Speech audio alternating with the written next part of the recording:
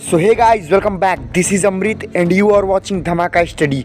तो गाइस, इस वीडियो के लिए मैंने कम्युनिटी पोल किया था जिसमें 90% से ज़्यादा लोग ये चाह रहे थे कि हम सैनिक स्कूल के लिए क्वेश्चन को सॉल्व करें और कौन कौन से क्वेश्चन आ सकते हैं उस टाइप के क्वेश्चन को आपको बताएं। तो गाइस, उस सीरीज़ में मैं फिर आ गया हूँ। साइंस के 15 क्वेश्चन लाया हूँ, 15 क्वेश्चन, उनका आप आंसर दीजिए जो कि लगातार सैनिक स्कूल में आते रहे हैं और बहुत ज़्यादा संभावना है कि वैसे प्रश्न इस साल भी आएंगे।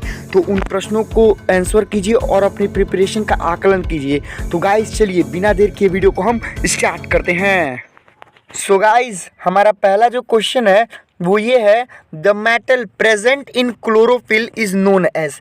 अब ये क्वेश्चन का आंसर समझने के लिए सबसे पहले तो हम लोग को जानना होगा what is meant by chlorophyll. अब ये क्लोरोफिल नाम की कौन सी बीमारी है, ये क्लोरोफिल है क्या?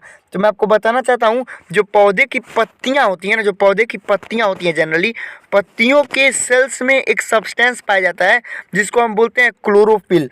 अब ये क्लोरोफिल हेल्प क्या करता है, ठीक है?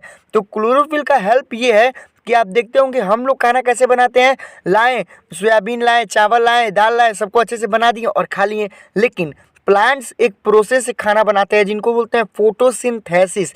आपसे पूछ सकता है कि प्लांट किस प्रोसेस से खाना बनाते हैं, then you have to answer the photosynthesis. Plant photosynthesis से अपना खाना बनाते हैं, ठीक है? तो क्लोरोफिल उसी में हेल्प करता है, ठीक है ना? तो बोल रहा है अब क्लोरोफिल में कौन सा मेटल पाया जाता है, तो मैं आपको बता दूं, आयरन तो बिल्कुल नहीं होगा, ठीक है? आयरन भाई कभी नहीं होगा, ठीक है ना? फिर कैल्शियम, कैल्शियम Ca भी नहीं होता है। फिर ऑक्सीजन, ऑक्सीजन भी नहीं होता है। ऑक्सीजन का उसमें कोई काम ही नहीं है, ठीक है ना? ऑक्सीजन का क्या काम है भाई? ऑक्सीजन तो बाहर के वातावरण से ही मिल जाएगा, तो नॉर्मल आंसर है। मैग्नीशियम, मैग्नीशियम जो है Mg, मैग्नीशियम को हम बोलते हैं Mg, इसका सिंबल है, ठीक है? That will the right answer for this question. अब हम चलते हैं अपने नेक्स्ट क्वेश्चन की तरफ। हमारा ये वाला क्वेश्चन है कि name the gas which is present in LPG।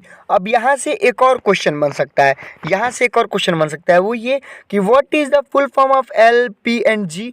LPG का फुल फॉर्म क्या है भाई? तो आपको मैं बता दूं कि LPG का फुल फॉर्म होता है लिक्विफाइड पेट्रोलियम गैस, ठीक है?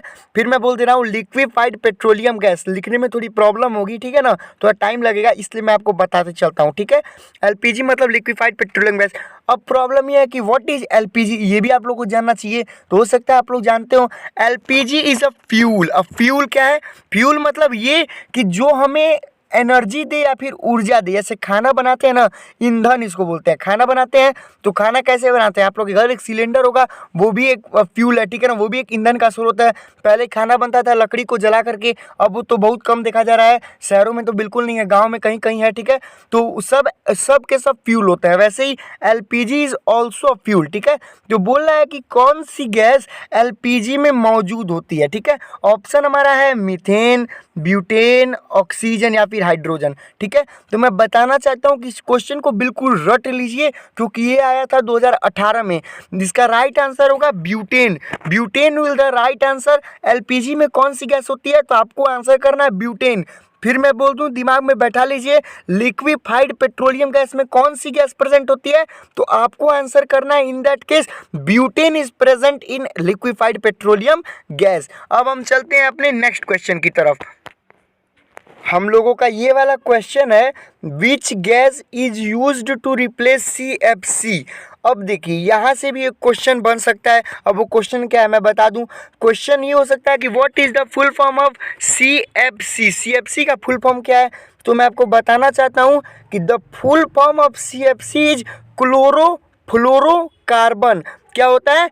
Chloro, C means chloro, F means fluoro और C मीन्स कार्बन, ठीक है? तो वही बोला है कौन सी गैस रिप्लेस कर सकती है, यानी कि CFC की जगह लेने के लिए यूज की जाती है। तो ऑप्शन में है HCFC, RCFC, HFCF और DHCF, ठीक है? HFC, sorry. तो इस क्वेश्चन में मैं आपको बताना चाहता हूँ, इस क्वेश्चन का हमारा राइट आंसर होगा HCFC, ठीक है ना? HCFC। और HCFC का भी फुल फॉर्म मैं आपको बता दूं, HCFC का फुल फॉर्म होता है हाइड्रोक्लोरोफ्लोरोकार्बन। तो गाइज आपको इस क्वेश्चन से दो क्वेश्चन याद रखना है। CFC का फुल फॉर्म क्लोरोफ्लोरोकार्बन, और इसको कौन रिप्लेस करता है तो HCFC, और HCFC का फुल फॉर्म हाइड्रोक्लोरोफ्लोरोकार्बन। तो ये वाला क्वेश्चन हो गया। अब हम चलते हैं अपने नेक्स्ट क्वेश्चन की तरफ। तो ये वाला हमारा क्वेश्चन ये है कि the first menstrual flow at puberty is commonly known as, यानी कि जब प्यूबर्टी पे पहला मेंस्ट्रुअल फ्लो होता है तो उसको क्या कहते हैं। तो हमारा क्वेश्चन है मेनोपॉज, उसका ऑप्शन है मेनोपॉज, मीनार्क, फिर बोला मेंस्ट्रुअल फ्लो और फिर प्यूबर्टी फ्लो। तो मैं आपको बताना चाहता हूँ कि पहला बिल्कुल नहीं होगा। क्यों? क्योंकि मेनोपॉज तब होता है जब यहाँ फर्स्ट नहीं लास्ट लिखा होता। जब यहाँ लिखा होता है the last menstrual flow at women's life, ठीक है, यहाँ पे लिखा होता है at women's life the last menstrual flow is commonly known as, then आपको आंसर करना होता है मेनोपॉज पे, ठीक है। पॉज मतलब रुकना, ठीक है, पॉज मतलब रुकना, आप दिमाग में बैठा लीजिए, ठीक है। और इसका राइट आंसर होगा मीनार्क, ठीक है, सेकंड ऑप्शन मीनार्क इसका राइट आंसर होगा। मेंस्ट्रुअल फ्लो नहीं होगा। मेंस्ट्रुअल फ्लो क्यों नहीं होगा वो मैं आपको बता दूं।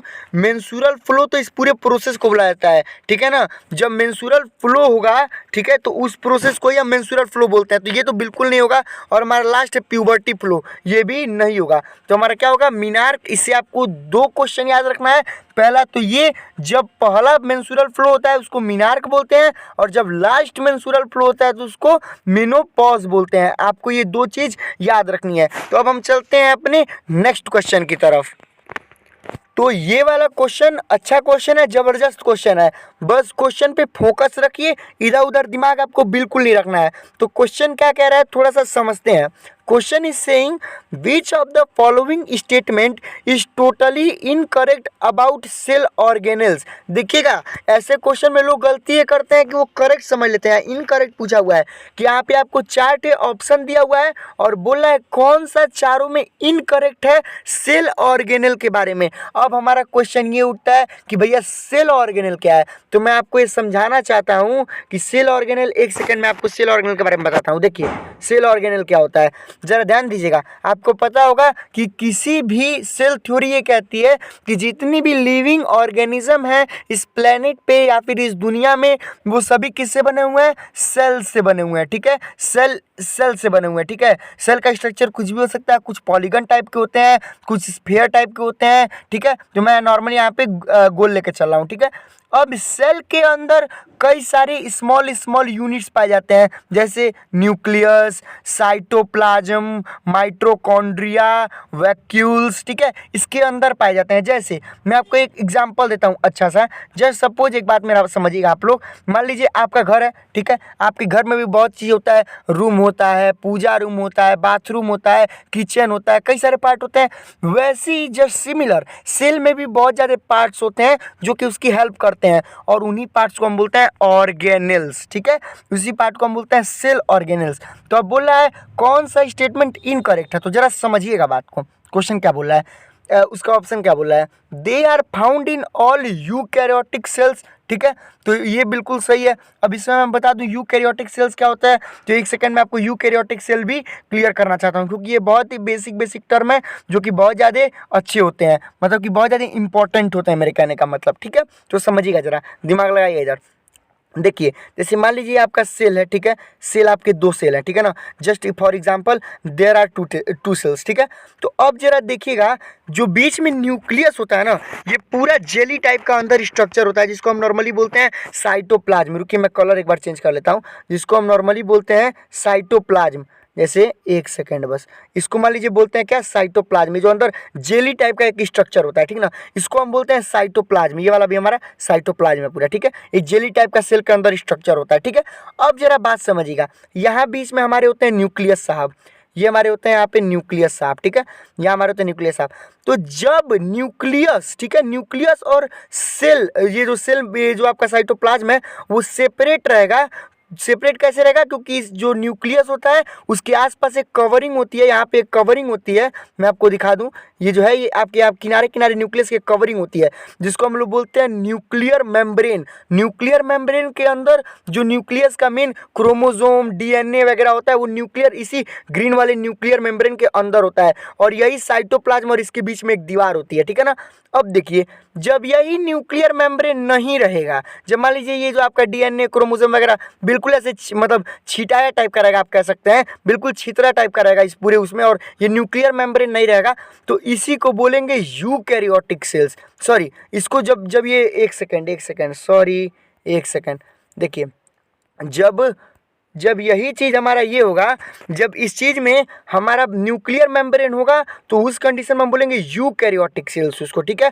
और जब न्यूक्लियर मेम्ब्रेन नहीं होगा तो उसको हम बोलते हैं प्रोकैरियोटिक सेल्स, ठीक है, जिसमें प्राइमिटिव आता है, ठीक है ना, प्रोकैरियोटिक सेल्स। जब ध्यान रख लीजिए, जब न्यूक्लियर मेम्ब्रेन नहीं रहेगा न्यूक्लियस के पास तब प्रोकैरियोटिक सेल्स, और जब वही रहेगा तो यूकैरियोटिक सेल्स, ठीक है ना। तो हम लोग का जो सेल स्ट्रक्चर है वो यूकैरियोटिक सेल्स वाला है, ठीक है। तो अब हम ध्यान देते हैं अपने क्वेश्चन पे, हम लोग के जितने भी सेल हैं वो यूकैरियोटिक सेल्स हैं, ठीक है। तो अब क्या बोल रहा है, अब आप यूकैरियोटिक सेल समझ गए होंगे, ठीक ना। तो बोल रहा है ये जो सेल ऑर्गेनेल होते हैं वो यूकैरियोटिक सेल में पाए जाते हैं। सही बात है भाई, हमारे शरीर में जितने भी सेल हैं उसमें न्यूक्लियस है, माइटोकॉन्ड्रिया है, साइटोप्लाज्म है, आरईआर है, एसईआर है, ठीक है, smooth endoplasmic reticulum, rough endoplasmic reticulum, यानी कि बहुत ज़्यादा पार्ट्स हैं, ठीक है ना, सेल के पास बहुत ज़्यादा पार्ट्स हैं, ठीक है। तो ये बात, ये हमारा पहला तो सही है, देयर इज नो डाउट, ठीक है। तो ये तो बिल्कुल नहीं होगा क्योंकि इनकरेक्ट पूछा हुआ है, ठीक है। दूसरा बोला है they are found in multi cellular organism only, यानी कि ये केवल मल्टी सेल्यूलर ऑर्गेनिज्म में ही पाए जाते हैं। 100% रॉन्ग। क्यों? There are two types of organism. पहले को बोलते हैं यूनिसेल्युलर ऑर्गेनिज्म, जैसे अमीबा, जिसकी बॉडी में केवल और केवल एक ही सेल होता है और इस एक सेल से ही उसका पूरा प्रोसेस हो जाता है, ठीक है। और जैसे हम लोग की बॉडी है मल्टी सेल्युलर, हजारों हजार लाखों लाख करोड़ों करोड़ों अरबों अरबों सेल है हमारे बॉडी में, ठीक है। हमारे बॉडी में अरबों अरबों सेल है, ठीक है। तो ये बोला है कि केवल और केवल ये मल्टी सेल्युलर में पाए जाते हैं, गलत, ये यूनिसेल्युलर में भी पाए जाते हैं। दैट इज वाई यही हमारा दूसरा इस वाले क्वेश्चन में सही होगा। तो अब हम चलते हैं अपने नेक्स्ट क्वेश्चन की तरफ। ये वाला क्वेश्चन बहुत अच्छा क्वेश्चन है गाइज, बिल्कुल ध्यान दीजिएगा। ऐसे क्वेश्चन आते हैं बहुत इजी होने के बावजूद लोग गलत करते हैं, एकदम हलवा टाइप का मैं आपको समझाने वाला हूँ, बस कंसंट्रेट कीजिएगा। देखिए क्या कह रहा है, क्वेश्चन समझिएगा। बोला है कि एक लड़का है जो कि एक कार्ट को मूव कर रहा है। कार्ट यानी आप मान सकते हैं कोई एक खिलौने वाली गाड़ी है, बच्चों के पास खिलौने वाली गाड़ी नहीं होती है, उसी को पकड़ के उसको खींच रहा है, ठीक है ना। और बोल रहा है वो 100 न्यूटन के फोर्स से खींच रहा है। इसमें आपको एक चीज़ पता होना चाहिए, फोर्स की यूनिट होती है न्यूटन। फोर्स की यूनिट क्या होती है? न्यूटन। जैसे कि लेंथ की यूनिट होती है मीटर, वैसे ही फोर्स की होती है न्यूटन, ठीक है। यानी कि एक लड़का है एक कार्ट को 100 न्यूटन के फोर्स से खींच रहा है, ठीक है। और जो कार्ट है वो एक फोर्स एक्सपीरियंस कर रही है, इसको बोलते हैं फ्रिक्शनल फोर्स, ठीक है। फ्रिक्शनल फोर्स क्या होता है मैं आपको मोटा मोटी बता दूं, जब भी कोई बॉडी मूव करती है, जैसे मान लीजिए बॉडी इधर मूव कर रही है, ठीक है, तो एक जिधर भी मूव करेगी उसके अपोजिट में एक फोर्स मूव करता है, उसको पीछे की ओर एक फोर्स ढकेलता है, इसको बोलते हैं फ्रिक्शनल फोर्स। जैसे मान लीजिए जब आप साइकिल चला रहे हैं, ठीक है, अपना पैंडल आप घुमाते रहते हैं, ठीक है, पैर से, और घुमाना बंद कर दीजिए, ठीक है, अब देखेंगे धीरे धीरे धीरे धीरे जाके साइकिल रुक जाएगी। क्यों रुकती है? क्योंकि आपकी साइकिल इधर मूव कर रही है, ठीक है, और एक फ्रिक्शनल फोर्स ऑलवेज जिधर मोशन होगा, अगर यही साइकिल इधर जाएगी तो फ्रिक्शनल फोर्स इधर लगेगा। अभी साइकिल मान लीजिए इधर जा रही है, ठीक है ना, तो फ्रिक्शनल फोर्स किधर लग रहा है? इधर। तो वही धीरे धीरे धीरे धीरे जब आप फोर्स लगाना बंद कर देते हैं, पैंडल घुमाना बंद कर देते हैं, तो ये फ्रिक्शनल फोर्स आपकी साइकिल को क्या करता है? रोक देता है, ठीक है। तो वही बोला है ये एक नेचुरल फोर्स होता है, ठीक है ना, जिधर भी मोशन होगा उसके अपोजिट में फोर्स लगेगा और इसी को बोलते हैं फ्रिक्शनल फोर्स, ठीक है। तो ये बोला है कि और उस कार्ट पे 20 न्यूटन का फ्रिक्शनल फोर्स महसूस किया जा रहा है, ठीक है। अब बोल रहा है what will be the force which is causing motion, यानी कि भाई जनरल सी बात है, भाई मोशन तो हो ही रहा है, लेकिन असली में कितने फोर्स से मोशन हो रहा है। अब मैं आपको क्वेश्चन भी समझाता हूँ और सॉल्व करके भी दिखा देता हूँ, देखिएगा जरा ध्यान दीजिएगा बस गाइस। देखिए बोला है कि एक है हमारा कार्ट, जैसे मान लीजिए कार्ट है, ठीक है, लड़का इसको इधर खींच रहा है, ठीक है, 100 न्यूटन के फोर्स से, ठीक है, डन, 100 न्यूटन से खींच रहा है। फ्रिक्शनल फोर्स लग रहा है इधर 20 न्यूटन का, डन, 20 न्यूटन का फ्रिक्शनल फोर्स लग गया। अब बोल रहा है कि आखिर ये जो खिलौना है, जो कार्ट है, वो इधर मूव कर रही है, ठीक है। तो कितने न्यूटन के फोर्स से इधर मूव कर रही है, जरा मेरी बात ध्यान से समझिएगा। जो मैं आपको बताने जा रहा हूँ बिल्कुल गौर से समझिएगा। जैसे मान लीजिए एग्जाम्पल में आप कोई चीज़ खींच रहे हैं अपनी तरफ, आप कोई चीज़ अपनी तरफ खींच रहे हैं। मान लीजिए आप हैं, ये आपका मित्र है जस्ट सपोज, और ये बीच में कोई चीज़ रखी हुई है, ठीक है ना, ये बाल्टी मान लेते हैं, ठीक है। ये बीच में एक बाल्टी रखी है, ठीक है। आप इसको कह रहे हैं नहीं मैं खींचूंगा, ये बोला नहीं मैं खींचूंगा। आप इसको खींच रहे हैं ज़्यादा के फोर्स से, जस्ट फॉर एग्जांपल आप इसको खींच रहे हैं 20 न्यूटन के फोर्स से। फॉर एग्जांपल आप इसको खींच रहे हैं 20 न्यूटन के फोर्स से, और ये भाई खींच रहे हैं 10 न्यूटन के फोर्स से। थोड़े पतले दुबले आदमी हैं, आप थोड़े हट्टे कट्टे हैं, ठीक है। तो जनरल सी बात है, आप इसको अपने ओर खींच ले जाएंगे, डन, खींच ले जाएंगे। अच्छा एक एग्जाम्पल मुझे बताइएगा, जरा सोचिएगा, जब ये लड़का इसको नहीं खींचते रहता, जब ये नहीं खींच रहा था, तब आप इसको आसानी से अपने ओर ले जाते कि नहीं ले आते हैं। लेकिन अभी चूंकि ये खींच रहा है तो आपको परेशानी होगी, इसीलिए जस्ट एग्जैक्टली, ठीक है, बिल्कुल यही होता है। तो इसका जो एकदम रियल फोर्स लगेगा उस पर, वो हमेशा बड़े वाले में से छोटे वाले को क्या करते हैं, सब्सट्रैक्ट कर देते हैं। तो यहाँ भी बिल्कुल यही हो रहा है, बिल्कुल समझिएगा। 100 न्यूटन का लड़का फोर्स लगाया, ठीक है, और 20 न्यूटन का फ्रिक्शनल फोर्स, तो एग्जैक्टली मोशन किस फोर्स से हुआ, 80 न्यूटन के फोर्स से। अगर ऐसा क्वेश्चन आएगा तो आंख मूंद करके, बिल्कुल आंख मूंद करके आप बड़े वाले में से छोटे वाले को घटाइएगा और अपना आंसर पाइएगा, ठीक है ना। आप आराम से घटाइएगा और आंसर पाइएगा। जैसे देखिए 100 न्यूटन था, 100 में से 20 घटा दिए, जनरली हमारा आया 80 Newton will always the right answer for this question, ठीक है ना। ये बिल्कुल थोड़ा सा बस टिपिकल क्वेश्चन था, लेकिन इसको आप आसानी से लगा सकते हैं। तो अब हम चलते हैं अपने अगले क्वेश्चन की तरफ। ये वाला क्वेश्चन बहुत इजी है। इस टाइप के क्वेश्चन मैंने पिछले वीडियो में भी आपको बताए थे, फॉर्मूला भी सिखाया था, नहीं याद है फिर बोलूँगा। देखिए, what will be the number of images formed when two plane mirror are placed at angle of 30 degree. अब यहाँ पे सबसे पहले समझिए प्लेन मिरर क्या होता है, जिसमें आप अपना चेहरा देखते हैं, आपके घर में होगा शीशा, उसी को बोलते हैं प्लेन मिरर, ठीक है। आप देखे होंगे जब भी 2 प्लेन मिरर रखेंगे, आप देखेंगे जब आप बाल कटवाने जाते होंगे तो 2 प्लेन मिरर होता है। आप देखते होंगे बहुत ज़्यादा आपका इमेज बनते जाता है, मिरर के अंदर मिरर, मिरर के अंदर मिरर, इमेज के अंदर इमेज, इमेज के अंदर इमेज, ठीक है। तो वही होता है, जब भी 2 प्लेन मिरर आसपास रखे होते हैं तो उनमें कई सारा इमेज बनता है। अब बोल रहा है अगर 2 प्लेन मिरर 30 डिग्री पे रखे हैं तो कितना इमेज बनेगा। याद कीजिए फॉर्मूला में आपको बताया था कि 360 डिग्री डिवाइड बाई जितना आपको एंगल दिया है, यहाँ पे 30 दिया है, और जितना आएगा उसमें से एक हम क्या करेंगे, एक को हम सब्सट्रैक्ट कर देंगे, ठीक है। तो 30 से इसको काटेंगे 12 बार में, कटेगा कि नहीं कटेगा, 12 में से -1, इसका आंसर आएगा हमारा 11, ठीक है। आंसर 11 आ रहा है, जरा हम देख लेते हैं, एक सेकेंड रुक जाइएगा।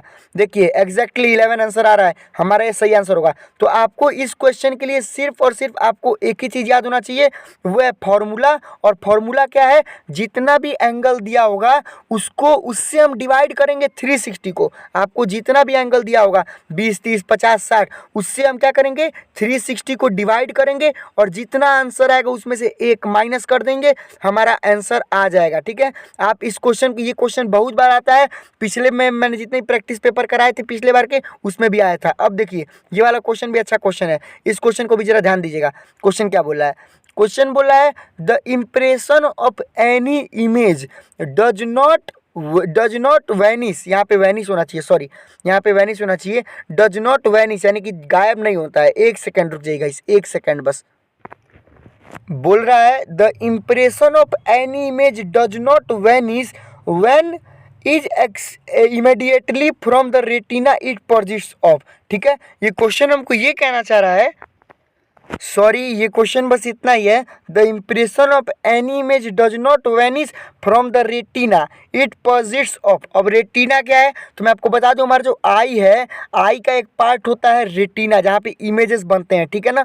तो बोल रहा है कि जब भी किसी चीज़ को हम देखते हैं, ठीक है ना, तो वो तुरंत हमारे, मान लीजिए हम आपको देख रहे हैं, ठीक है, और आपको देख के हम तुरंत बगल में देखने लगे, ठीक है। जस्ट सपोज कि हम आपको देख रहे हैं और आपको देख के हम तुरंत बगल में देखने लगे, तो बोल रहा है कि आपका इमेज एक टाइम के लिए मेरे दिमाग से वैनिश नहीं होता है, तो वो कितने देर के लिए नहीं होता है, तो आपको ध्यान देना है, इसी को बोलते हैं परसिस्टेंस ऑफ विजन, ठीक है। और इसका राइट आंसर होगा 1/16 ऑफ अ सेकेंड, यानी कि 1/16वें सेकेंड तक आपका इमेज मेरे दिमाग में बना रहता है। ये बहुत छोटा टाइम है, यानी कि 1 सेकेंड का 1/16 भाग तक आपका इमेज मेरे दिमाग में बना रहता है। मान लीजिए मैं आपको देखा, जस्ट बगल में देख लिया, लेकिन उतने थोड़े से देर तक आपका इमेज मेरे दिमाग में जरूर बना रहेगा। आपका इमेज देख के अगर मैं आपको देख के अगर अपना आँख भी बंद कर ले रहा हूँ तो भी 1/16 सेकंड तक मेरे दिमाग में वो इमेज रहेगा ही रहेगा। ठीक है, तो अब हम चलते हैं अपने नेक्स्ट क्वेश्चन की तरफ। इसमें आप याद रख लीजिए 1/16 ऑफ अ सेकेंड, ना कि 60, ना कि 6, ना कि 5, 16th 16। ठीक है, तो हमारे अगले क्वेश्चन की तरफ अब हम प्रस्थान करते हैं। सो गाइज अभी इस क्वेश्चन को देखते हैं कि क्वेश्चन क्या कह रहा है।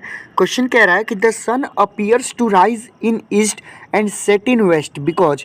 तो सबसे पहले तो इस क्वेश्चन में मैं आपको बता दूं कि आपने सुना होगा कि सन कभी मूव नहीं करता है बल्कि अर्थ उसके अराउंड मूव करती है। ये बिल्कुल एग्जैक्टली सही है, बट मैं आपको बता दूं जब आप हायर क्लासेस में जाएंगे तो आपको पता चलेगा कि सन भी मूव करता है। इस यूनिवर्स में कोई भी चीज़ ऐसी नहीं है जो कि मूव ना करे, सभी चीज़ें मूव करती हैं। ठीक है ना, सन भी इस मिल्की वे के अराउंड मूव करते रहता है। ठीक है, तो बोला है कि आपको ऐसा लगता है कि सन जो है वो ईस्ट में उगता है। ठीक है, मान लीजिए यहाँ उगता है। ठीक है, और बोला है कि जा करके वेस्ट में क्या होता है, सेट हो जाता है, यानी कि डूब जाता है। ठीक है, यहाँ उगता है ईस्ट में और जाके सेट हो जाता है, यानी ढल जाता है कहाँ पे, वेस्ट में। ठीक है, तो क्यों, ऐसा क्यों?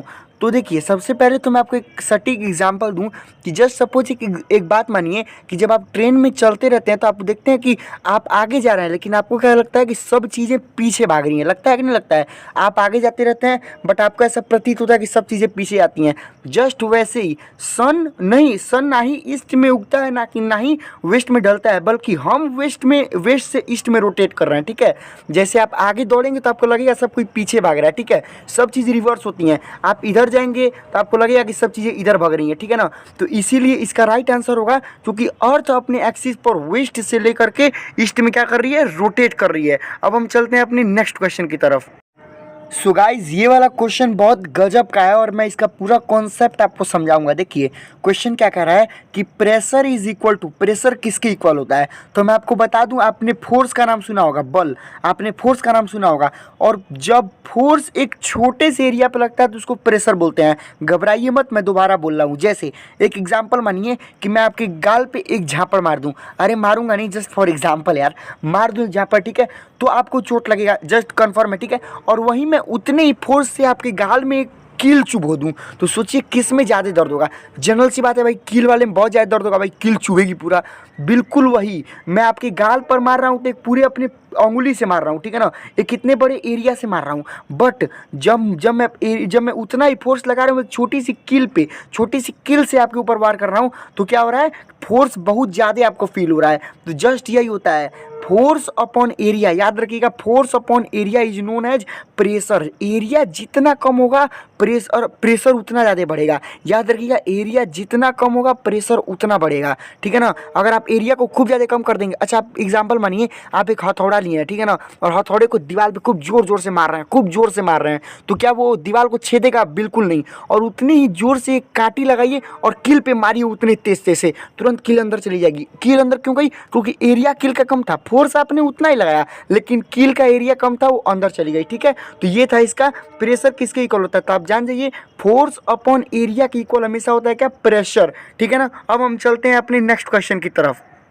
हमारा ये वाला क्वेश्चन है कि इंटरनल फर्टिलाइजेशन किस में होता है। ठीक है ना, इंटरनल फर्टिलाइजेशन प्रोसेस किस में होता है? तो मैं आपको बता दूं, इंटरनल फर्टिलाइजेशन यानी ये कि जब स्पर्म और ओवम मिलते हैं अंदर, यानी कि शरीर के अंदर जब स्पर्म और ओवम मिलते हैं तो उसको बोलते हैं इंटरनल फर्टिलाइजेशन। ठीक है ना, तो वो किस में होता है? तो मैं आपको बता दूं, डॉग में भी इंटरनल फर्टिलाइजेशन होता है। ठीक है ना, डॉग में भी भाई पेट में स्पर्म और मिलते हैं, इसीलिए जो डॉग के बच्चे होते हैं वो सीधा पेट से बाहर आते हैं। ठीक है, ह्यूमन में ही पेट से ही बाहर आते हैं, काऊ में ही पेट से ही बच्चे बाहर आते हैं। ये जो फ्रॉग आपको दिख रहा है, फ्रॉग, ये इनका जो फर्टिलाइजेशन होता है इंटरनली होता है, इनका फर्टिलाइजेशन एक्सटर्नल फर्टिलाइजेशन होता है। ये समुद्रों में ये स्पर्म और ओवम का इनके मिलन होता है। ठीक है ना, ये इसका रियल आंसर होगा फ्रॉग। ठीक है, अब हम चलते हैं अपने नेक्स्ट क्वेश्चन की तरफ।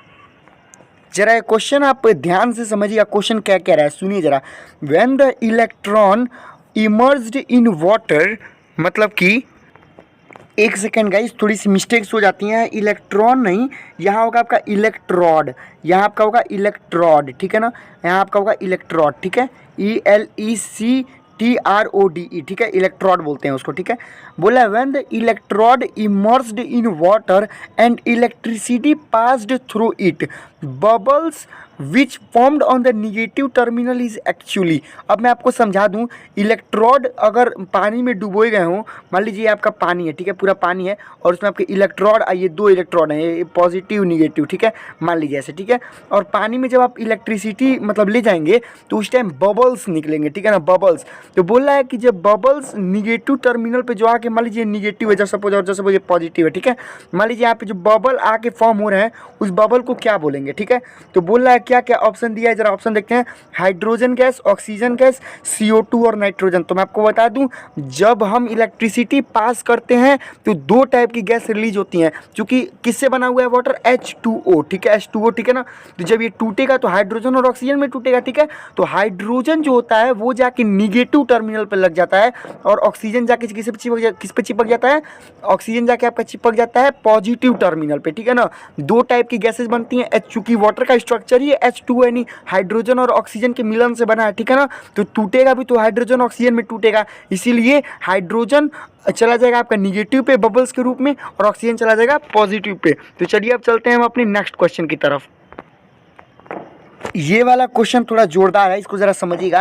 ये क्वेश्चन ईजी है बट थोड़ा सा अच्छा क्वेश्चन है। If light falls perpendicularly on a plane mirror then on which angle that will be reflected again. तो मैं इस क्वेश्चन को आपको चाहता हूँ कि मैं थोड़ा अच्छे से समझाऊँ। जैसे देखिएगा क्वेश्चन क्या कहना चाह रहा है, मैं आपको समझाता हूँ। क्वेश्चन ये कह रहा है कि मान लीजिए कोई एक प्लेन मिरर है, ठीक है, ये आपका कोई प्लेन मिरर है, ठीक ना, मिरर है, और एक लाइट की बीम आपने छोड़ी और लाइट की बीम आके इस पे एकदम बिल्कुल 90 डिग्री पर प्लेन मिरर पे लड़ी। अब बोल रहा है कि किस एंगल पे ये वापस रिफ्लेक्ट होकर जाएगी। तो आप जान लीजिए, अगर ये इधर से आकर के इस पे प्लेन मिरर पे लड़ी है 90 पे, तो एग्जैक्टली 90 डिग्री पर ही, मैं कलर जरा चेंज करूँ, एग्जैक्टली ये 90 डिग्री पर ही वापस जाएगी, ठीक है। 90 पे आई है तो किस पे वापस जाएगी, 90 पर ही वापस जाएगी। इस चीज़ का आपको क्या करना है, ध्यान देना है, ठीक है। तो देखिए इसमें क्या क्या ऑप्शन है हमारा, इसमें ऑप्शन दिया भी हुआ है 180, 90, 100 और 9। तो that right answer will be 90 degree. 90 पे आई है तो 90 पे जाएगी। 45 डिग्री पर अगर जो रे आती है उसको इंसिडेंट रे बोलते हैं, याद रखिएगा।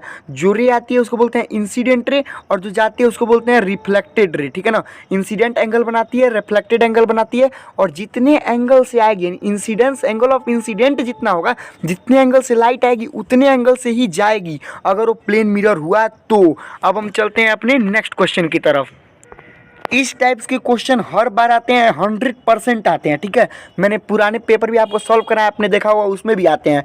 बोला है मेरे malarial parasite is carried by, यानी जो मलेरिया का जो पैरासाइट होता है वो किसके द्वारा कैरी किया जाता है। बोला culex mosquito, male anopheles, female anopheles और एडीज। याद कर लीजिए, दिमाग में बैठा लीजिए, malarial parasite female mosquito, malarial parasite female mosquito. Female mosquito बहुत खतरनाक होती हैं सब, फीमेल एनोफिलीज मॉस्किटो, ठीक है। Malarial parasite is carried by female anopheles mosquito. मैं चाहता हूँ ऐसे क्वेश्चन आप बिल्कुल याद कर लें, दिमाग में बैठा लें। लास्ट ईयर एक क्वेश्चन आता है hepatitis B is caused by, तो हेपेटाइटिस बी भी होता है वायरस से। ये सब चीज़ें आपको बिल्कुल दिमाग में रटी होनी चाहिए, ठीक है। अब हम चलते हैं अपने नेक्स्ट क्वेश्चन की तरफ। देखो गाइज, लास्ट क्वेश्चन से पहले प्लीज़ मेरी एक रिक्वेस्ट है, चैनल को जरूर सब्सक्राइब करना गाइज। एक स्टूडेंट मैं भी हूँ, अपनी स्टडी के टाइम को काट करके ही आप लोग के लिए मैं वीडियो लाता हूँ। प्लीज़ चैनल को सब्सक्राइब करना। इस चैनल पे आपको सिर्फ और सिर्फ स्टडी रिलेटेड अपडेट मिलेंगी। हाँ, अगर आपका सैनिक स्कूल में निकल जाता है तो आप चैनल को अनसब्सक्राइब कर सकते हैं, there is no problem. But मेरे लिए सिलेक्शन आप लोग का बहुत ज़्यादा पहले मैटर करता है, ठीक है। तो चैनल को जरूर सब्सक्राइब कीजिएगा ताकि आने वाली वीडियो आपको सबसे पहले मिले, ठीक है। तो ये हमारा क्वेश्चन बोल रहा है कि रीजेनरेशन किस में ऑब्जर्व की जाती है, किस में ऑब्जर्व की जाती है रीजेनरेशन। तो मैं बता दूं, अमीबा में आपका होता है मल्टीपल फिजन, स्पाइरोगाइरा में आपका होता है फर्मेंटेशन, फ्रेगमेंटेशन से स्पाइरोगाइरा में होता है, और आपका ईस्ट में बर्डिंग से होता है, ठीक है। इन लोग का बर्डिंग से होता है, लेकिन जो प्लेनेरिया है ये इसमें ऑब्जर्व किया जाता है रीजेनरेशन। प्लेनेरिया इसका राइट आंसर होगा, ठीक है। तो गाइस, अगर आपको कोई वीडियो चाहिए तो कमेंट कीजिएगा, मिलते हैं नेक्स्ट वीडियो में। बट चैनल को जरूर सब्सक्राइब करके जाइएगा। तब तक के लिए बाय बाय, जय हिंद, वंदे मातरम।